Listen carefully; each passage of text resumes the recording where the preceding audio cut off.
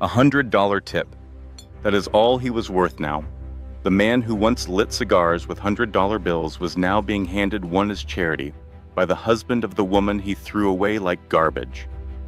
3 years ago, Brian Thorne stood at the top of the world. Billionaire, tech genius, king of Manhattan. He kicked his pregnant wife out into the rain at 11 p.m. because he thought she was holding him back from greatness. He never imagined that same woman would return, glowing in emerald silk, holding the hand of the most powerful man in his industry, carrying a child that would inherit 2 massive fortunes, while Brian would be parking cars in the freezing Chicago snow, invisible to everyone who once feared his name. But here's the twist that will make your jaw drop. The billion-dollar empire Brian built, it was never actually his. And the moment his ex-wife decided to flip one switch, everything he ever owned simply vanished. This is not just a satisfying revenge story. This is a masterclass in how the universe collects its debts. Because what Brian did to Emma in that rainy night, the payback came with compound interest. And if you have ever been underestimated, dismissed, or thrown away by someone who thought you were worthless, this story will feel like justice served ice cold. Stay until the very end, because the final scene, when Brian comes face to face with everything he lost, will hit you harder than you expect. This story will remind you of one powerful truth. The people you step on while climbing to the top are the same people you will meet on your way back down. And sometimes the person you underestimated the most becomes the architect of your complete destruction. The light fixtures at Lorne were not made of ordinary glass. They were supposedly crafted from diamonds. At least, that was the story Brian Thorne enjoyed telling people. It supported the image he had built for himself. He was the man who could spin straw into gold, the tech genius who climbed from the tough Chicago streets to the luxury penthouses of Manhattan. That evening, Brian was seated at the most coveted table in the restaurant, the one typically held for visiting dignitaries and celebrities. Seated across from him was Chloe, a 23-year-old model whose stunning looks were matched only by her inability to hold a meaningful conversation. She was busy browsing Instagram, her perfectly painted thumbnail pausing on pictures of herself. "Put your phone away, Chloe," Brian said, his voice quiet but firm. "We are supposed to be celebrating. The merger with Concade Logistics is complete. I am now the official majority shareholder." Chloe glanced up, her blue eyes wide but empty. "Oh, right. That's great, honey. Does this mean we can finally get that villa in Como, the one with the private boat dock?" Brian slowly swirled the vintage Pinot Noir in his glass, feeling that old, familiar sense of emptiness in his chest. It was the feeling of being utterly bored. "We can buy the entire lake if we want to," he mumbled, but the words no longer gave him any pleasure. 6 months. It had been that long since his divorce from Emma. The name, Emma, still felt like ashes on his tongue. She was his sweetheart from college, the woman who had mended his socks back when he was too broke to buy new ones, the one who would stay awake all night to review his very first business proposals. But as the numbers in Brian's bank account swelled, Emma stayed the same simple person. She preferred quiet evenings at home. She chose comfortable shoes over designer heels. She had no idea how to flatter investors or take command of a boardroom. Brian had talked himself into believing that he had simply outgrown her. He needed a trophy on his arm, not a life partner. So he ended things in the cruelest way possible. He could still see that day with perfect clarity. He had given her the divorce papers along with a check, explaining that she no longer fit into his future plans. She didn't yell. She didn't break a single thing. She just looked at him, her eyes filled with a profound and heartbreaking sadness, and quietly said, "You will discover the cost of this, Brian," before turning and walking out into the pouring rain. "Brian, you're zoning out," Chloe complained, tapping her fork on her wine glass. "I've ordered the lobster, but our waiter is completely ignoring me." "He is not ignoring you. He is just busy," Brian replied sharply, his patience wearing thin. All at once, the background noise of the restaurant, the soft jazz music, the low hum of conversations, the clatter of silverware faded away. It was not a gradual quieting. It was a sudden, unified hush. Brian scowled. Lorany was a place where celebrities came and went every day. A silence like this meant that someone with true influence had just entered. "Who is that?" Chloe asked, stretching her neck to see. "Is that a movie star?" Brian shifted in his seat to get a better view of the main entrance. The host, a man named Pierre, who normally acted superior to everyone, was now bowing so low he was nearly bent in half. Two people entered, escorted by 4 security guards who moved with the quiet efficiency of professional soldiers. The man was tall, easily over 6'2", and wore a custom-tailored charcoal suit that likely cost more than Brian's first car. He had hair that was a mix of silver and black, and a strong jaw that looked like it was cut from stone. Brian went completely still. He recognized that man. Everyone in his world recognized him. It was Adrian Vance, the chief executive officer of Vance Global, the man who controlled the shipping companies Brian relied on, the satellites Brian leased, and the banks that loaned Brian money. Adrian Vance came from old, powerful money. He was a predator that other predators knew to avoid. But it was not Adrian who made all the color drain from Brian's face. It was the woman on Adrian's arm. She was dressed in a long, flowing gown of emerald green silk that hugged her figure before pooling elegantly at her feet. Her hair, which she used to pull back into a simple bun, now flowed down her back in shimmering, perfect waves. Around her neck was a sapphire necklace that sparkled in the light, glowing like a blue flame. It was Emma, but not the Emma he remembered. The quiet, timid woman was gone. This woman held her head high, her eyes scanning the room with a calm and almost frightening self-assurance. And then Brian saw it. The silk dress had been perfectly altered to make room for the very obvious, round curve of her belly. She was very pregnant. Brian's hand clenched around his wine glass so tightly that the stem snapped in two. Red wine flooded the crisp white tablecloth, looking unsettlingly like a pool of blood. "Oh my goodness, Brian, see what you did," Chloe cried out. Leaping back to keep the wine from splashing on her, Brian did not hear her. He could not hear anything over the sound of blood pounding in his ears. Pregnant?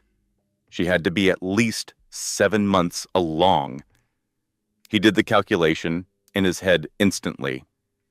6 months had passed since the divorce. 7 months pregnant. The entire room started to spin. Was the baby his, or had she found someone new that fast? As the host guided Adrian and Emma across the restaurant, their path took them right past Brian's table.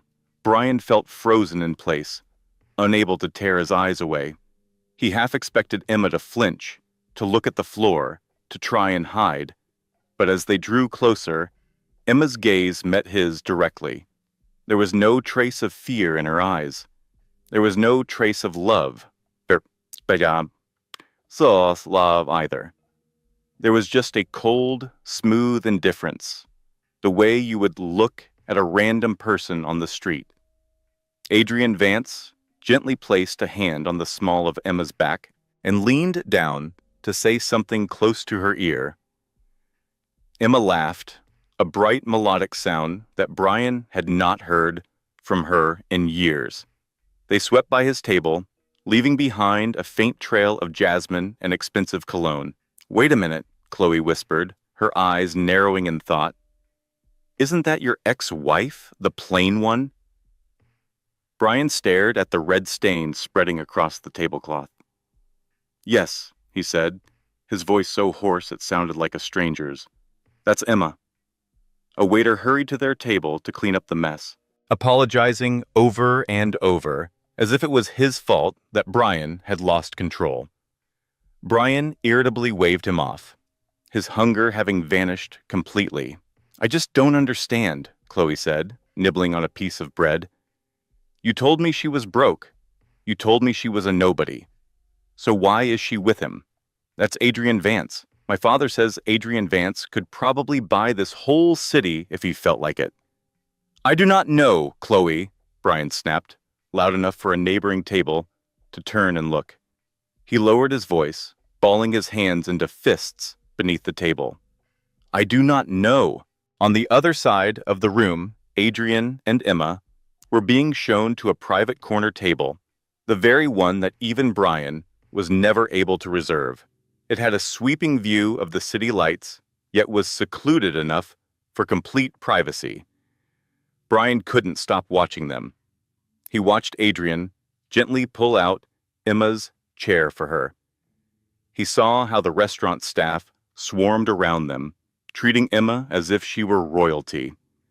But the thing that truly tormented him was the way Adrian was looking at her. It was not the look a man gives a pretty accessory.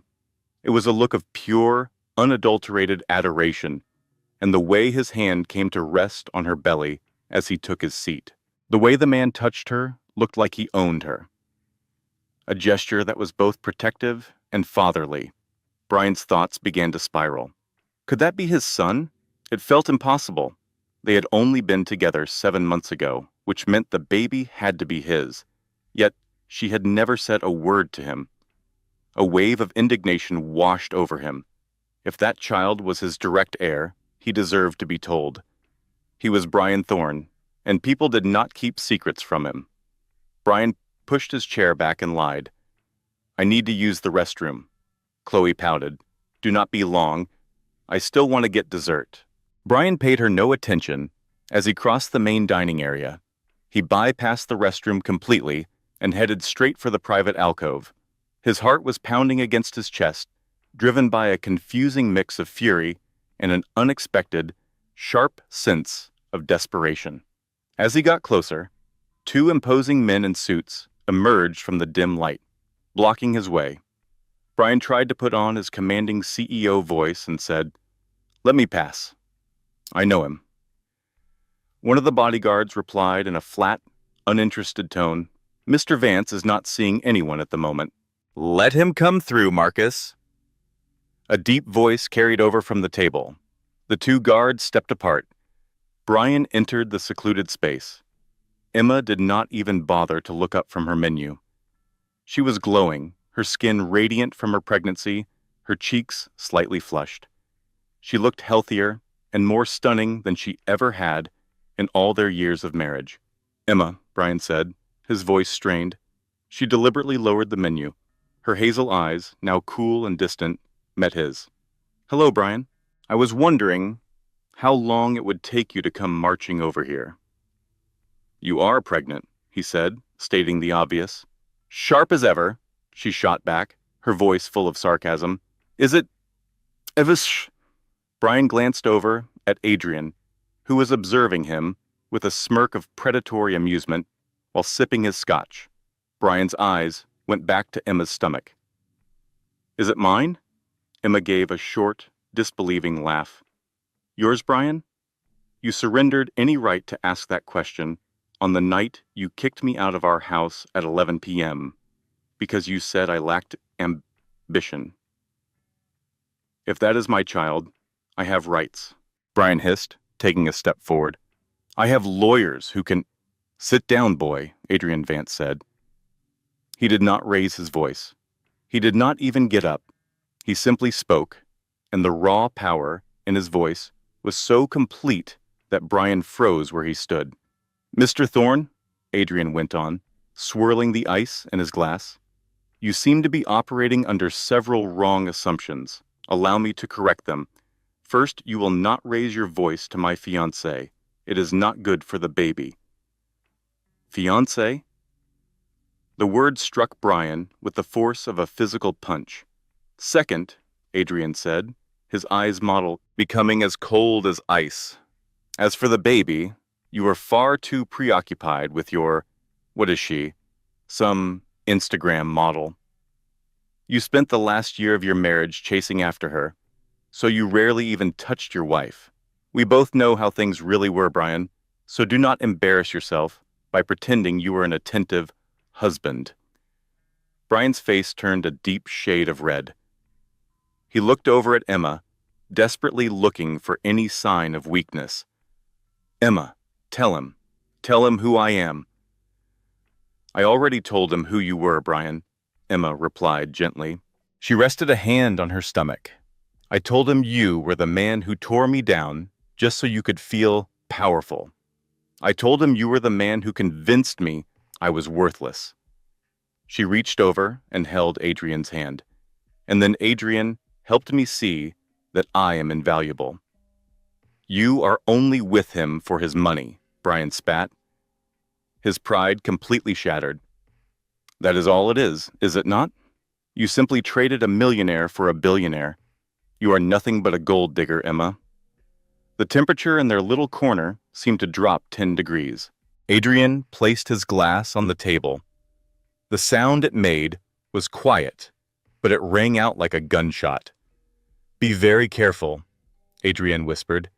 You are talking to the chairwoman of the Vance Foundation, and she is not like you, Brian. She did not inherit her position or steal it. She rebuilt her life from the wreckage you left behind. Just then, Chloe, who had lost her patience, came clicking over to the table in her high heels. She glanced between the three of them, feeling the tension but not being smart enough to understand the situation. Babe, what is the holdup? Chloe whined, clinging to Brian's arm. Her eyes landed on Emma, and she sneered. Oh, it is you. Wow, you have really packed on the pounds. I guess the divorce has not been kind to you. The silence that came after her words was absolute. Emma did not react with anger. She just smiled, a slow smile filled with pity. And you must be Chloe.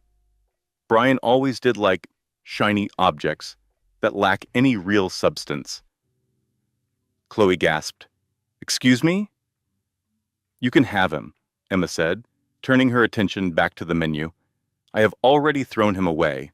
But I will give you a piece of advice, my dear. You should check the prenuptial agreement. Brian is extremely protective of every last penny. Adrian let out a dark chuckle. Marcus, get them out of my sight. They are ruining my dinner. The security guard, a massive and imposing figure, stepped forward. This is not finished, Emma, Brian snarled, as the guards led him away. You cannot keep my child from me. I will crush you in court. Adrian Vance rose to his feet. He seemed to tower over Brian. He leaned in close, his voice a low, dangerous growl next to Brian's ear. If you dare to sue her, if you try to bother her, or if you so much as glance in her direction again, I will not just sue you, Brian. I will buy your company, sell it for parts, and you will have nothing left except that cheap suit you are wearing. Do not try me. Brian backed away. He had no other option. He returned to his table, with Chloe chattering in his ear about how disrespectful they were. But Brian was not listening. He sat down, staring at the empty seat where his future was supposed to be. He looked at Emma, who was laughing with a billionaire and carrying a child who might inherit 2 massive fortunes. And for the very first time in his life, Brian Thorne felt utterly insignificant. But the evening was a long way from being over. As Brian motioned for the bill, eager to leave, he noticed a man in a gray suit walking toward Adrian's table. It was a process server. Brian froze.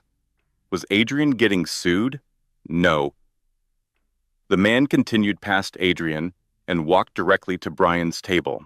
"Brian Thorne?" the man inquired. "Yes, you have been served," the man stated, setting a thick envelope down on the table, right beside the wine stain. Brian ripped it open, his hands trembling. It was not a lawsuit from Adrian. It was a lawsuit from Emma. Plaintiff, Emma Vance Cross. The subject was the theft of intellectual property related to the Thorne algorithmic model. Brian felt a chill run down his spine. The algorithm, the very code that had earned him his first billion. The code he had always claimed to have written, but was actually written by Emma in their college dorm room 10 years ago. She was not just seeking revenge. She was here to take back everything. The morning light streamed through the glass walls of Brian Thorne's corner office, but it provided no comfort. The air in the room was icy, cooled to a sterile temperature that mirrored the tense atmosphere around the mahogany conference table. Brian sat with his face buried in his hands. Across from him sat Marcus Sterling, his top lawyer, a man who typically charged $500 an hour to look uninterested. But today, he looked truly terrified. "Tell me this is some kind of a prank, Sterling," Brian mumbled, pushing the lawsuit across the table. "She was a literature major. She would proofread my emails. She did not write the actual code." Sterling took off his glasses, and a bead of sweat ran down his forehead. "Brian, our forensic IT team analyzed the source code of the Thorne algorithmic model, which is the foundation of your entire company. They discovered something hidden deep within the kernel, some hidden metadata. And," Brian demanded. Sterling pressed a key on his laptop, and an image appeared on the wall screen. It displayed a complex line of code, but tucked within the programming were comments, notes left by the programmer for Brian. "So you can finally get some sleep tonight, love, E." Brian stared at the screen. The memory hit him with the force of a punch. It had been 7 years ago. He was on the brink of failing his final exams, and his code kept crashing every time he tried to run it. He had fallen asleep on their futon, completely exhausted. When he woke up, the code was working perfectly. Emma was sitting there with a cup of coffee, offering him a tired smile. She mentioned that she had fiddled with it. He had just thought she corrected a typo. He never imagined that she had completely restructured the entire architecture. "It gets even worse," Sterling said, his voice becoming quieter. "The lawsuit states that the copyright for this particular architecture was registered by her using a pseudonym, Ghostwriter, 3 days before you launched the company. She is the legal owner of the intellectual property, Brian, and she is now filing for an immediate injunction to have your servers shut down until a financial agreement is made." "Shut us down?" Brian jumped to his feet, sending his chair flying backward. "If our servers are down for even an hour, our stock will drop by 10%. If they are shut down for an extended period, Thorntech will be bankrupt in less than a week. In that case, you have to settle," Sterling said, with a grim expression. "Offer her anything she desires: money, company shares, an apology. Because if this case goes to court, she has all the digital evidence, and she has Adrian Vance's legal team supporting her. They will destroy us." Brian walked over to the window and looked out at the city he once believed he controlled. His phone buzzed. It was a text from Chloe. "Babe, my credit card was just declined at Gucci. You need to fix it immediately. People are looking at me." Brian threw his phone against the wall, and it shattered into pieces. He could not lose his company. He was Brian Thorne. He was a genius. He was not a fake who had built his success on his wife's hard work. "Where is she?" Brian demanded. Turning back to Sterling. "She is hosting the Silver Gala at the Metropolitan Museum tonight," Sterling answered. "It is a charity event for single mothers. Tickets cost $20,000 each. Get me a ticket, Brian commanded. Brian, if you go near her, you will be violating the restraining order. I said, get me a ticket, Brian shouted. I am not going to bother her. I am just going to make her remember that she loved me at one time. Emma is a sensitive person. She is emotional. If I can just manage to get her by herself, away from Vance, I can persuade her to reconsider. I can convince her to drop all of this. Sterling appeared unconvinced, but he took out his phone. I will see what I can do, but Brian, she does not seem very sensitive anymore. The Metropolitan Museum had been turned into a stunning, glittering wonderland of silver and white. The city's most powerful people, including politicians, wealthy heirs, and tech billionaires, moved through the grand halls, holding champagne glasses. Brian arrived by himself. He had not brought Chloe. He wanted to look serious and regretful. He was dressed in his most formal suit, yet he felt like a fraud who did not belong. Every hushed conversation he overheard seemed to be about him. Did you hear about the drop in Thorntech's stock today? I heard Vance Global is buying a huge share in a new competing company. Brian pushed his way through the crowd, his eyes searching for an emerald green dress. But tonight, he did not see green. He saw silver. Emma was standing on a raised stage near the Temple of Dender, speaking into a microphone. She was wearing a silver maternity dress that shimmered like liquid moonlight. She appeared regal and untouchable, like a queen addressing her people. And that is why the Vance Foundation is committing $50 million to provide legal assistance for women who have been unfairly deprived of their assets in divorce cases, Emma announced, her voice confident and clear. The audience burst into applause. Brian felt a wave of nausea in his stomach. The fund was a clear and direct attack on him. As Emma came down from the stage, surrounded by people congratulating her, Brian made his move. He worked his way through the crowd, ignoring the angry looks from people he had previously ignored. Emma, he called out, just as her security was about to lead her away. She paused. The crowd around them made space, sensing that something dramatic was about to happen. It was the confrontation that everyone had been gossiping about. Emma turned around slowly. For once, Adrian was not right beside her. He was across the room talking with a senator. This was Brian's opportunity. Brian, she said, her face revealing no emotion. You purchased a ticket. That is very generous of you. I will assume the sum $20,000 is a first payment on the alimony you have yet to pay me. The mention of alimony caused a few people nearby to laugh. Brian moved closer, his voice dropping to a desperate whisper. Emma, please, we have to speak in private. I have nothing to tell you that I cannot also say in front of a judge, she responded coldly. This is about the company, Brian pleaded. You are going to ruin it. Do you realize how many people are going to lose their jobs? I understand you are angry with me, but do not punish my employees for it. That is not the person you are.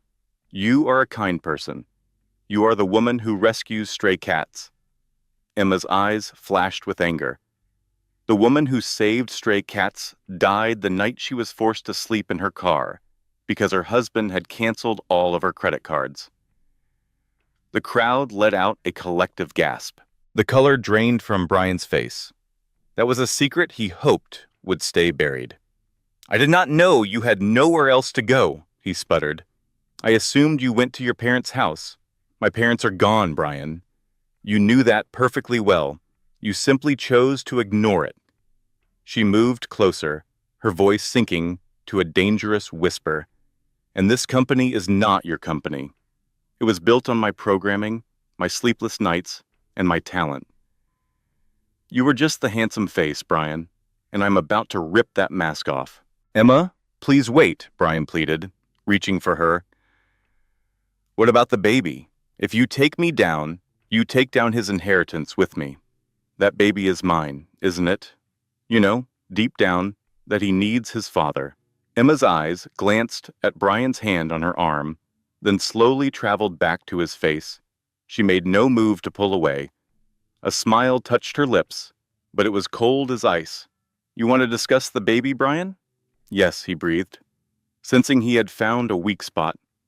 "I have a right to know." "Fine," she announced, her voice carrying to the people standing nearby. "The night you threw me out, I was holding a gift box. Do you recall that?" Brian's brow furrowed as he thought back. Yes, he remembered a small white box. He had swatted it from her grasp in his hurry to push her out the door so Chloe could come inside. "I remember," he whispered. Inside that box, Emma said, her voice shaking with barely controlled rage, was a positive pregnancy test and a pair of tiny baby shoes. "I was trying to tell you. I was trying to say, Brian, we were going to be a family, and you just looked at me and said, 'Get your junk and get out.'" Brian felt like the floor had dropped out from under him. The room started to spin. "So do not stand here and act like you suddenly care about being a father," Emma hissed. "You abandoned your own child before he was even born, but he has a father now. A real man who held me when I cried, who attended every single ultrasound, who built the nursery with his own 2 hands. That is not the same," Brian argued feebly. "Biology is important. Biology makes you a sperm donor, Brian.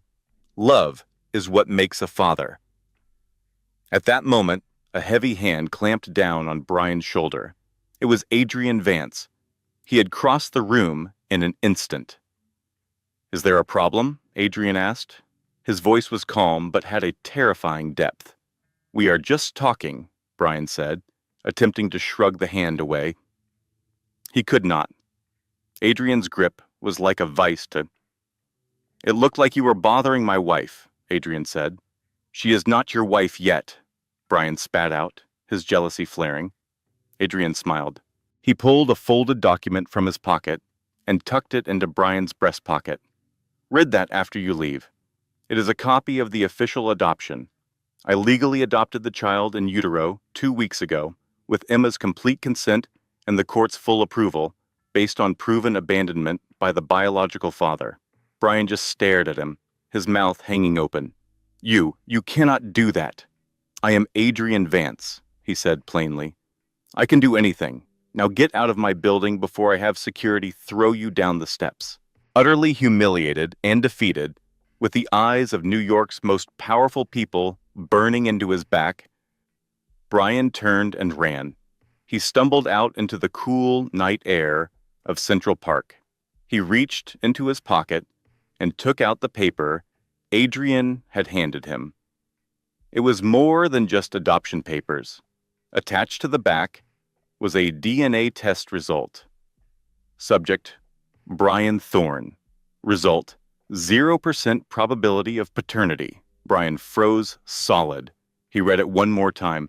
0%. He frantically looked over the document. Then his eyes caught the medical note at the very bottom. The subject has a congenital condition that renders him sterile. This condition has likely been present since adolescence. Brian dropped the paper onto the sidewalk. He was not the father. He had never been the father. It was impossible for him to be a father. But if he was sterile and Emma was pregnant, then who was the father? That is when the pieces clicked into place. The timing. The business trip Emma had taken by herself a year ago to the West Coast, where Vance Global's headquarters was located. She had not met Adrian just 6 months ago. She had known him before that. The rain in New York never washes anything clean. It just makes the grime slicker. Brian was standing on the sidewalk outside a specialized fertility clinic on the Upper East Side, and the heavy oak door shut behind him with a finality that shook him to his core. He had barged in there demanding answers, threatening to sue for malpractice, and screaming that the DNA test from Adrian was a fake. The doctor, an older man with absolutely no patience for a billionaire's temper tantrum, had simply pulled Brian's medical file from 20 years ago. It was a file from when Brian was in the hospital as a teenager for severe complications from his MS. I informed your parents back then, Mr. Thorne, the doctor said, adjusting his glasses. The damage was irreversible. You have never been capable of fathering children. We operated under the assumption that you knew. Brian walked blindly into the rain, his expensive Italian leather shoes splashing through puddles. He did not know. Or maybe, deep down, he had simply ignored the evidence. For 5 years, he put all the blame on Emma. Every single month, when she got her period, he would let out a sigh, give her a look of disappointment, and make a subtle remark about her biological clock ticking away. He had made her believe she was the one who was broken. He sent her to specialists, pressured her into taking hormones that made her physically ill, and shamed her when nothing worked. And all that time, he was the one who was broken. He flagged down a cab, his hands shaking. He had to get home. He had to explain things to Chloe. Chloe! The thought hit him like a ton of bricks. Chloe was only with him because he promised her everything. He promised her a dynasty. If she discovered he was infertile and that his entire company was on the brink of failure, she would be gone by morning. He walked into his penthouse soaking wet. The entire place was a disaster. Shopping bags were strewn everywhere. Chanel, Hermes, Prada. Chloe was on the sofa, surrounded by opened boxes, screaming into her phone. I do not care that the card was declined. Run it again. Do you have any idea who my boyfriend is? She looked up when Brian entered, dripping water onto the marble floor. Finally, Brian, you need to fix my black card. It is so embarrassing. Brian looked at her. He really, truly looked at her. Yes, she was beautiful, but it was a shallow, artificial kind of beauty. There was no kindness in her eyes, only greed. Chloe, he said, pack your bags. She laughed. A sharp and brittle sound. Excuse me? Are we going to Paris? No, Brian said, walking over and kicking a Chanel box clear across the room. You are leaving. Get out. Chloe jumped to her feet, her face contorting into a sneer. You cannot be serious. You actually think you can throw me out just like you did to your ex-wife? My ex-wife, Brian said, the words feeling like they were being ripped from his throat, was worth 10 of you. She built me up. You just bleed me dry. Get out, Chloe. I am done paying for your companionship. Fine, she shrieked, grabbing a handful of jewelry off the table. You are boring anyway. And for your information, Brian, everybody laughs at you. You think you are some kind of king, but you are just a walking ATM. And I heard all about the lawsuit. You're going to be a poor man, Brian, and being poor is not a good look for you. She stormed out, slamming the door so hard that the walls shook. Brian was alone. He poured himself a drink and stared out at the city lights. He had completely destroyed his marriage for a woman who did not love him at all. He had lost the only person who ever truly had faith in him. But then the sadness began to transform into something much darker. A cold, wicked anger began to bubble up. Emma knew. She must have known the whole time. If she was pregnant now and the baby was not his, and he was sterile, it could only mean she had cheated. The timeline gnawed at him. They had been divorced for 6 months, but she was 7 months pregnant. She had slept with another man while they were still married. Brian let out a low, manic laugh. The perfect Saint Emma, the woman who acted so pure. She was an adulteress. He grabbed his phone. He dialed a number he had not used in years, a slimy tabloid reporter named Barry, who owed him big time. Barry, Brian said, his voice dangerously smooth, I have a major scoop for you. The real story behind the romance of Adrian Vance and Emma Cross. How a billionaire stole another man's wife, and how Saint Emma was carrying another man's child while still sharing a bed with her husband. That is absolute gold, Brian, Barry said, practically drooling. But can you prove the timeline? The baby is the proof, Brian lied. Run the story. Destroy her reputation. If she wants to sue me for my company, I will make sure she is too ashamed to ever show her face in court. Brian hung up the phone. He felt a sick sense of satisfaction. If he was going down, he was dragging everyone else down with him. The headline the next morning was savage. Billionaire's baby scandal. Did Adrian Vance steal his pregnant mistress from a heartbroken husband? The article made Brian out to be the victim, a hard-working man, blindsided by a cheating wife who had seduced a richer man to climb the social ladder. It strongly suggested that the baby was the result of a secret affair that happened in Brian's own home. Brian sat in his office, watching the chaos unfold on social media. Public opinion was starting to swing in his favor. People were calling Emma a gold digger. They were starting to question Adrian's character. This will make them settle, Brian told Marcus Sterling, who looked incredibly pale. They will drop the lawsuit just to make all this bad press disappear. Brian Sterling said, looking down at his tablet. You need to see this. Vance Global just announced a press conference. They are streaming it live. Brian spun his chair around to face the giant screen on his wall. Adrian Vance was standing at a podium. He did not look nervous. He did not look angry. He looked like an executioner. Emma stood right next to him. She was not hiding. She looked straight into the camera, and her expression was fierce. This morning, Adrian began, his voice booming through the speakers. A desperate man tried to use the media to bully a pregnant woman. Brian Thorne has. He accused my fiancée of infidelity. He claimed I was the one who destroyed a happy home. Adrian paused, looking straight into the camera. Camera lens. We expected this because liars naturally assume that everyone else is a liar too. Adrienne moved aside, and Emma stepped up to the microphone. I was never unfaithful to Brian Thorne, she stated with absolute clarity. For 7 years, I was a devoted wife. I was his biggest supporter when we had absolutely nothing. I was the one who wrote the code that made him a billionaire, often while he was asleep. She held a document up for everyone to see. This is a medical report from the Mayo Clinic dated 8 months ago, which was 1 month before Brian filed for divorce. It confirms I went through a single round of in vitro fertilization treatment using a donor. Brian froze in his office. In vitro fertilization? I did this? Emma's voice trembled, but she continued. I did it because my husband was desperate for a child to carry on his name, but he refused to see a doctor about his own issues.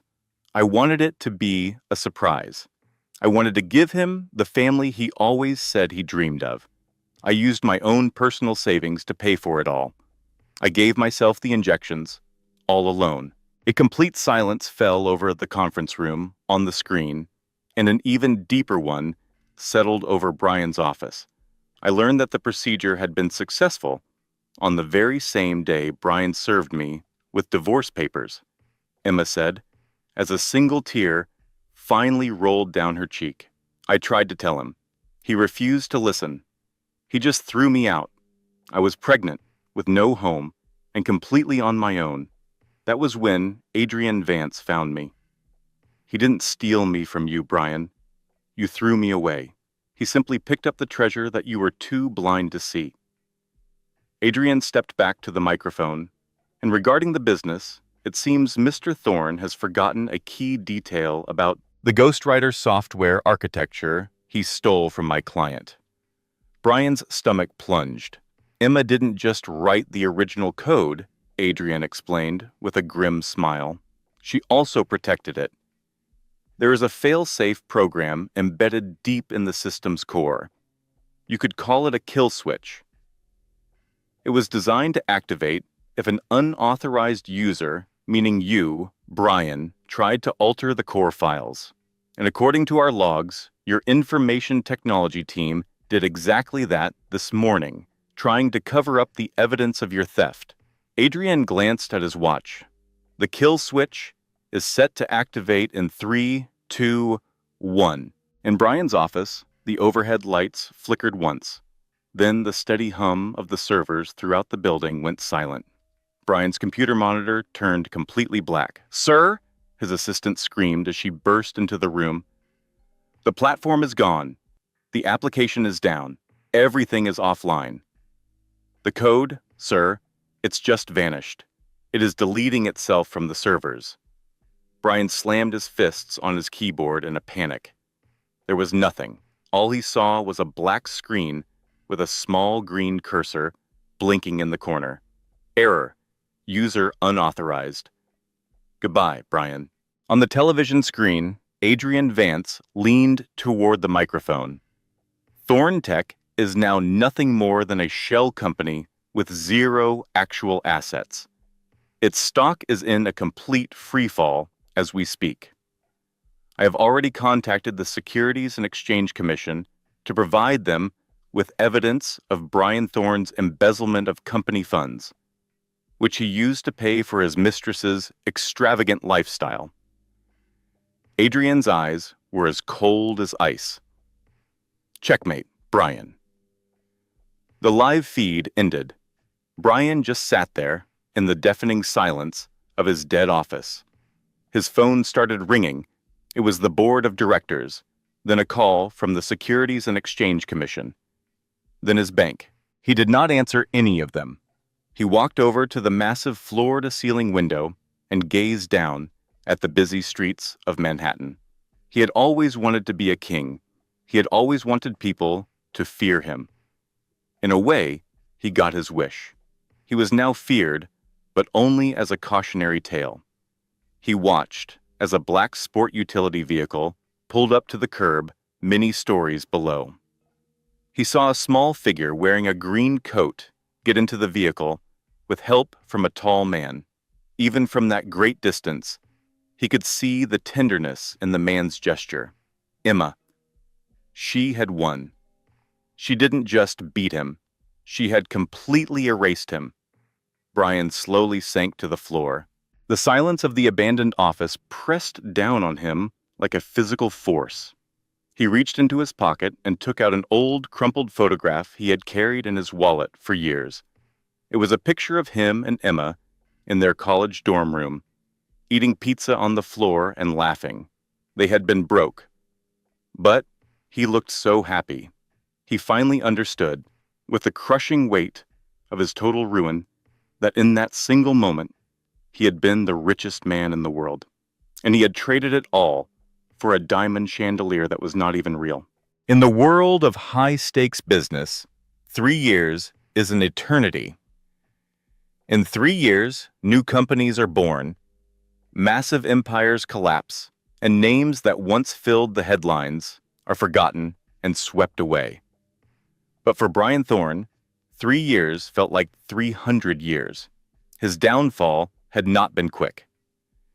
It was not the clean, fast execution he might have hoped for when the screen in his office went dark. It was a slow, agonizing process of being taken apart piece by piece. The Securities and Exchange Commission investigation lasted for 18 long months, a public humiliation that stripped away every last piece of his dignity. First, they seized the penthouse apartment, then the luxury cars, and then the art collection. He clearly remembered the day the federal marshals came for his watch collection.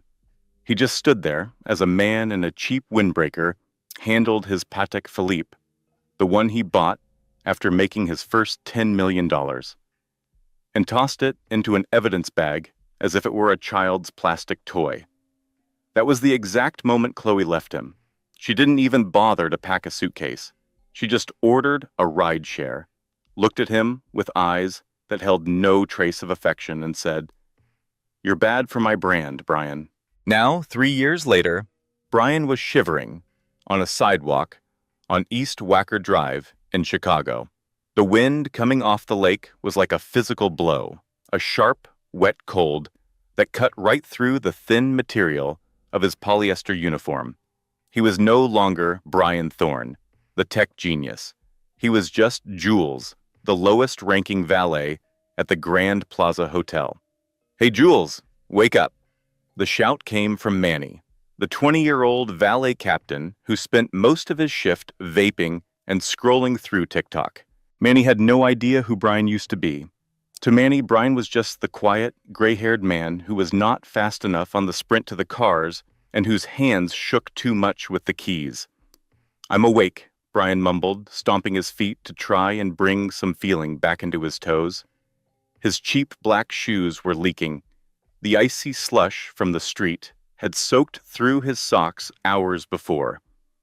"It is a big night tonight," Manny said, blowing a cloud of strawberry-scented vapor right into Brian's face. "The Future of Tech Gala.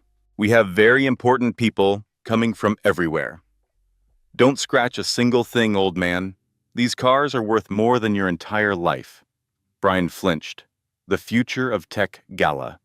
Just 5 years ago, he had been the keynote speaker at this very same event. He remembered the thunderous applause.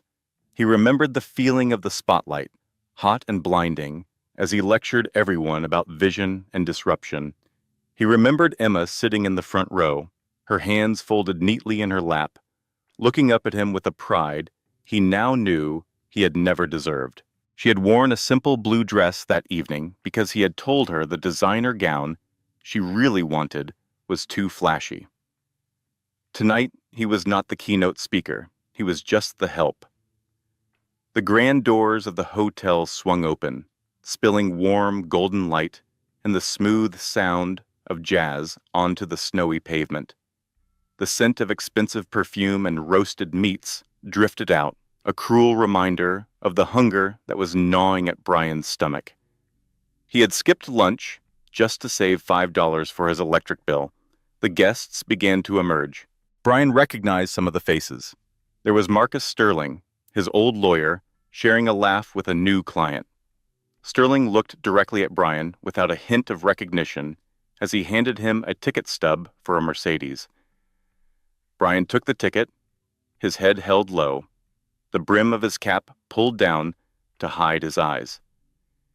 He retrieved the car, accepted a $2 tip without saying a word, and watched Sterling speed away. This was a special kind of hell, being invisible in a world where you once felt like a god. "Heads up," Manny hissed, quickly straightening his jacket. "We have a high-profile guest arriving. Private car service. A blacked-out Escalade. That is Vance's security detail." "Vance?" The name shot through Brian like an electric current. The air caught in his throat. He had an overwhelming urge to run. He considered faking a medical emergency, hiding in the staff room, or just melting into the pavement. Anything, to not be in that spot. But he was completely paralyzed. His feet felt glued to the sidewalk, held in place by both pure terror and a strange, self-destructive need to see what happened next. The huge black sport utility vehicle glided to the curb, positioned between two security cars.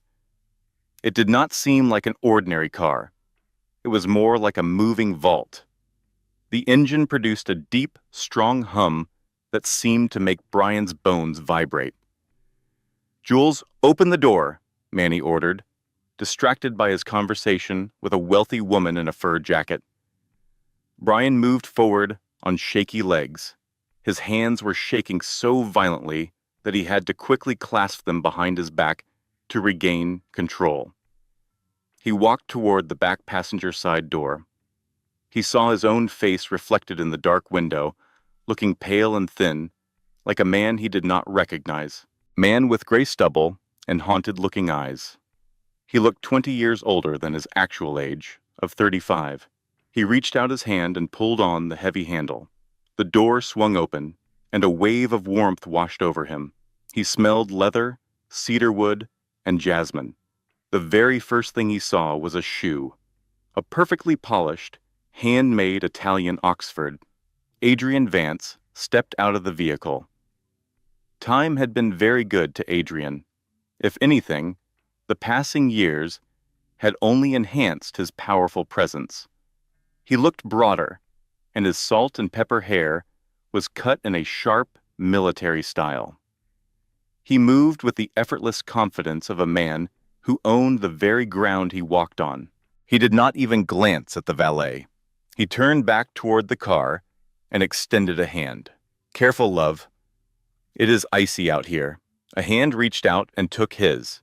It was a hand Brian knew better than his own. He knew the shape of every finger, the gentle curve of the wrist.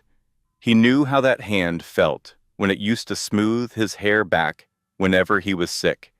He knew how it felt when it scrubbed dishes in their first tiny apartment together. Emma stepped out.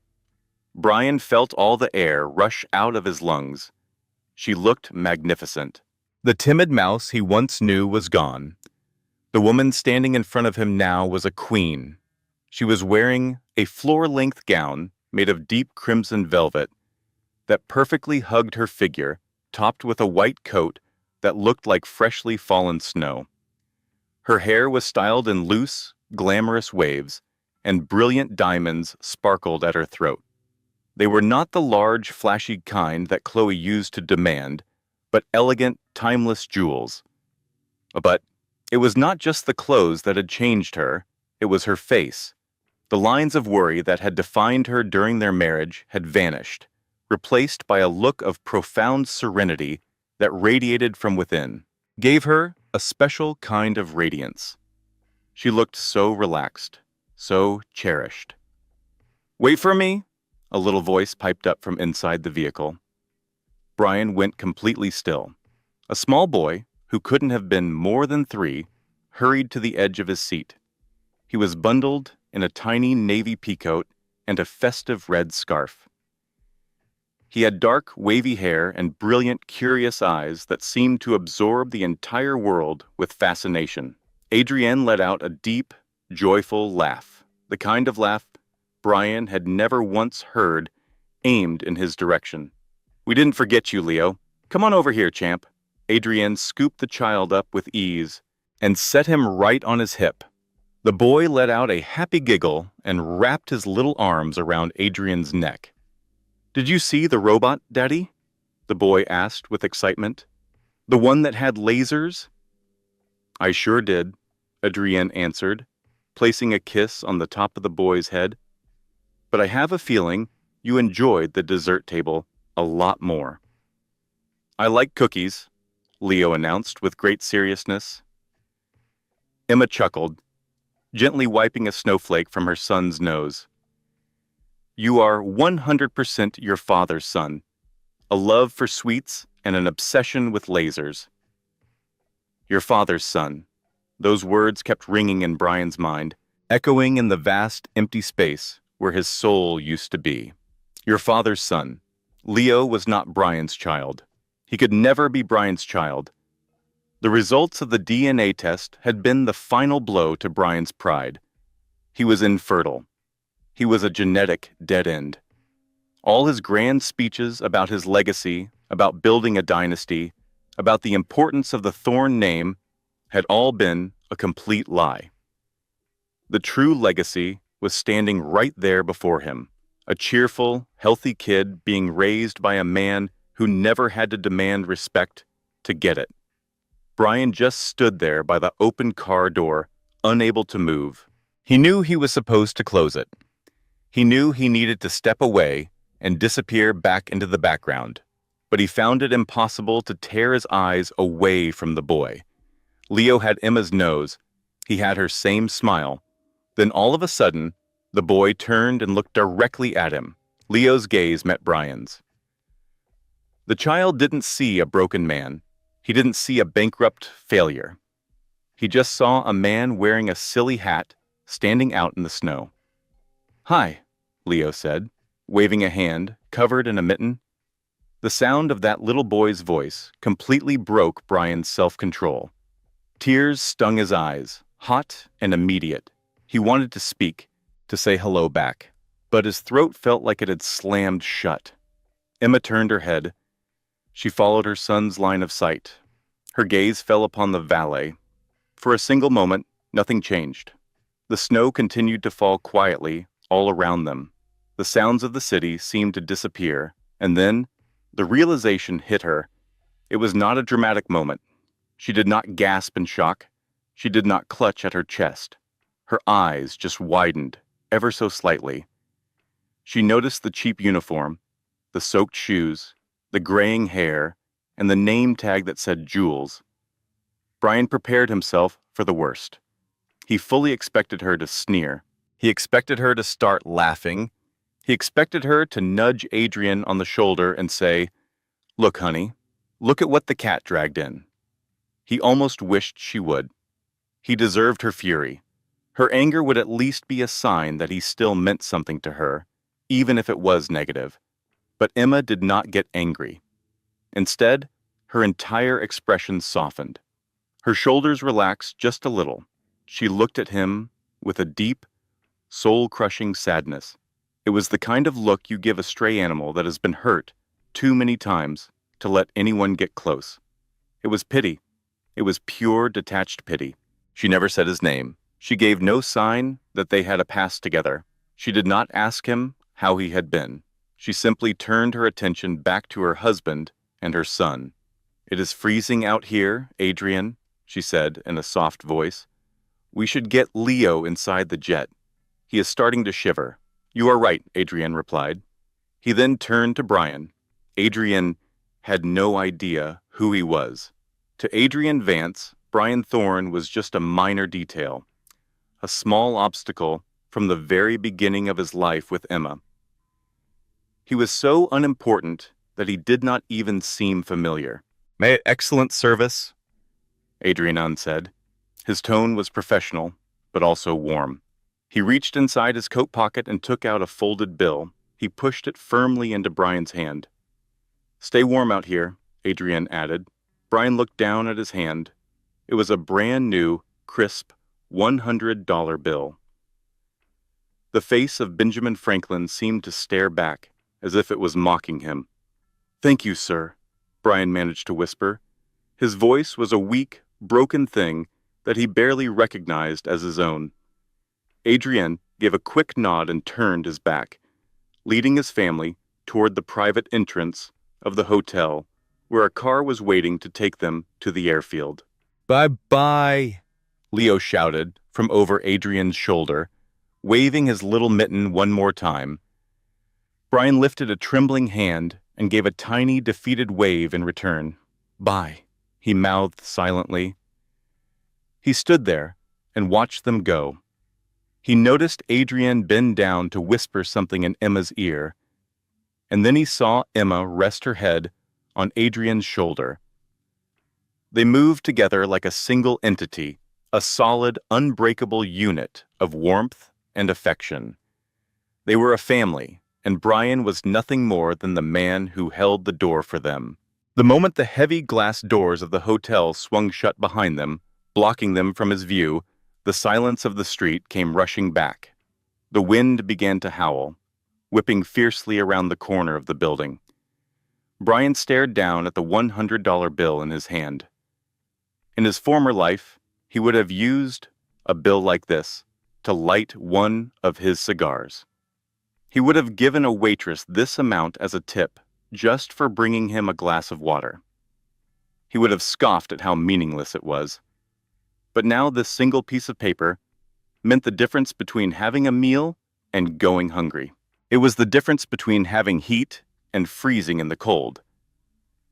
He clutched the bill so tightly his knuckles went white. A sob started to build deep in his chest, a sharp, ragged thing that he could no longer hold back. He slumped back against the cold stone of the hotel's wall, sliding all the way down until he was crouched on the wet, snowy pavement. He had wasted his life building a fortress of wealth to keep everyone at a distance, foolishly thinking it made him powerful. He had viewed people as assets and liabilities, as things to be bought and sold. He had pushed away the one woman who had ever loved him for who he was. And he did it all because he wanted an image that would look good in a glossy magazine. He had desperately wanted to be a king, But now, he finally understood the truth. Kings are really just men wearing fancy costumes. The real power was never in the crown. It was in the hand that you hold when the cold snow begins to fall. Emma had found a hand to hold. Brian had nothing but his own two hands deep in his pockets. "Hey, Jules!" Manny yelled from the valet booth, totally unaware of the broken man on the ground. "Stop counting your money. We have a Corolla coming in. Let's go." Brian used the rough sleeve of his coat to wipe his face. He drew in a long, shaky breath. The frigid air stung his lungs, which helped to bring him back to reality. "Coming?" he called out in a hoarse voice. He pulled himself to his feet. He tried to straighten out his cheap, oversized jacket. He took the $100 bill, the charity from his ex-wife's new husband, and put it in his pocket right next to his bus pass. He walked slowly toward the beat-up Corolla that was pulling up to the curb. He opened the door, put a fake smile on his face, and lowered his head. "Welcome to the Grand Plaza," Brian whispered. "How may I assist you?" And that, everyone, is the quiet, chilly end of the line for Brian Thorne. There was no big explosion, no dramatic fight in a jail cell, just the slow, freezing cold understanding that he was the one who had built his own prison of misery. He dedicated his life to chasing things that had a high price, but he never learned what had real worth. He tossed away a priceless diamond because he was distracted by something shiny, and by the time he understood his mistake, that diamond was already the centerpiece in another man's crown. It is a powerful lesson in what goes around, comes around.